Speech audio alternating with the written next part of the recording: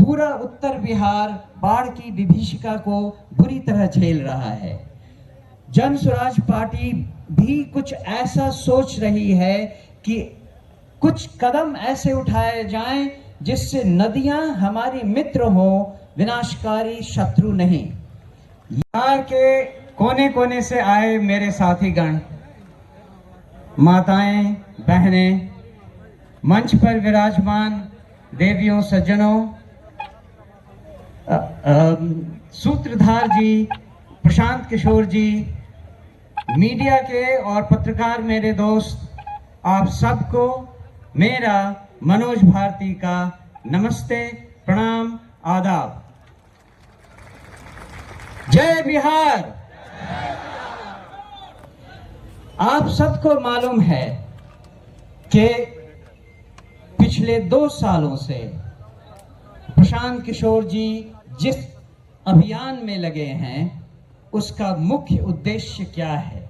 उन्होंने अभी अभी आपको डिटेल में बताया कि वो प्लान क्या है, उसमें धन का अर्जन कैसे होगा, फिर उसको खर्च किस तरह से किया जाएगा।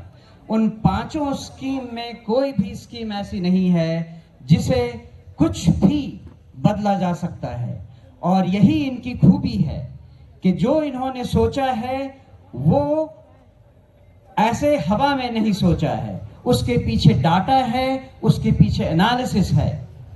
और मुझे एक प्रबुद्ध राजनीतिज्ञ की तरह प्रशांत किशोर जी की सारी बातें लगती हैं। अगर कहा जाए कि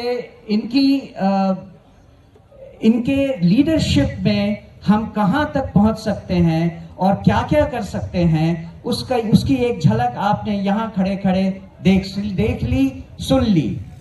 इसमें केवल एक बात मैं और ऐड करना चाहूंगा। बिहार में आजकल भी आप देख रहे हैं नदियों से हमें कितना नुकसान हो रहा है। पूरा उत्तर बिहार बाढ़ की विभीषिका को बुरी तरह झेल रहा है। जन स्वराज पार्टी भी कुछ ऐसा सोच रही है कि कुछ कदम ऐसे उठाए जाएं जिससे नदियां हमारी मित्र हो, विनाशकारी शत्रु नहीं। ये भी प्लान हम जन स्वराज के अभियान के दौरान सोच रहे हैं, और जो एक्सपर्ट्स हैं उनसे सलाह मशविरा कर रहे हैं। आपने ये भी सुना कि मैं नेतरहाट स्कूल से पढ़ चुका हूँ। नेतरहाट स्कूल की एक अपनी गरिमा है, और वो है कि हम वहाँ सब कुछ खुद अपने आप करते हैं। आप या मुझे लकड़ी का काम दे दें, लोहे का काम दे दें, या चित्रकला हो या म्यूजिक हो, मुझे हर चीज की शिक्षा मिली हुई है, और इन सब को मैंने जिंदगी भर विदेशों में भी उपयोग में लाया है। दूसरी बात, आप बिहारी को बिहार से अलग कर सकते हैं, लेकिन बिहार को बिहारी के दिमाग से नहीं अलग कर सकते हैं। तो दुनिया में मैं जहां जहां रहा हूं, बिहार मेरे साथ रहा है। उसके कुछ उदाहरण ये हैं कि विदेशों में नेताओं को या डिप्लोमेट्स को, राजनयिकों को तोहफे देने की परंपरा रहती है, और मैं हमेशा ही मधुबनी पेंटिंग तोहफे में विदेशी नेताओं को देता रहा हूं। अगर हमारे यहाँ कोई भी विदेशी नेता खाने पर आता है तो वो सिलाव का खाजा खाता है, और इसी तरह से भागलपुर का सिल्क और कपड़ा, वो भी हमारी अपनी पहचान बनकर हमारे साथ चली है। ये तो एक उदाहरण है कि नेतरहाट ने हमें क्या सिखाया है, इस बिहार की धरती ने हमें क्या दिया है। लेकिन जो हम करना चाहते हैं, जो आप सब सारी बिहार की जनता को समझाना चाहते हैं, वो एक महती कार्य है। उसमें 2 साल तो ऑलरेडी प्रशांत किशोर जी ने लगा दिए हैं। अभी इन्होंने वादा किया है और इन्होंने कहा है कि इस पार्टी के गठन से ये कार्यक्रम रुकने वाला नहीं है। ये कार्यक्रम तब तक चलता रहेगा जब तक बिहार देश के 10 अग्रणी राज्यों में नहीं शामिल हो जाता। तो ये एक, जैसा मैंने कहा, बहुत बड़ा काम है।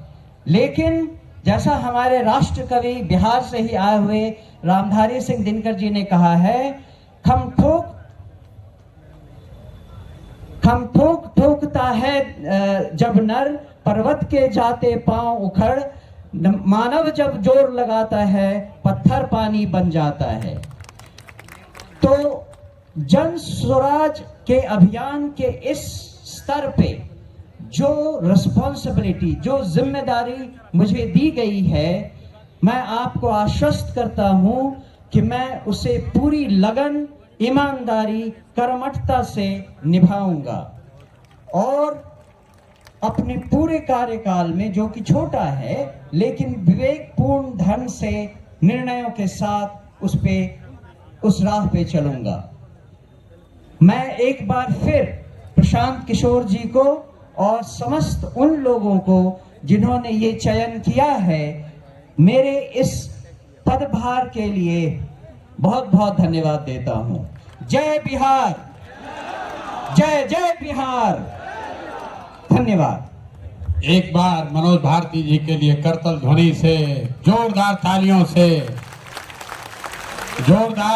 से स्वागत होना चाहिए। ताली रुकनी नहीं चाहिए, कम से कम 2 मिनट ताली बजनी चाहिए। ताली, जोर से ताली बजाइए।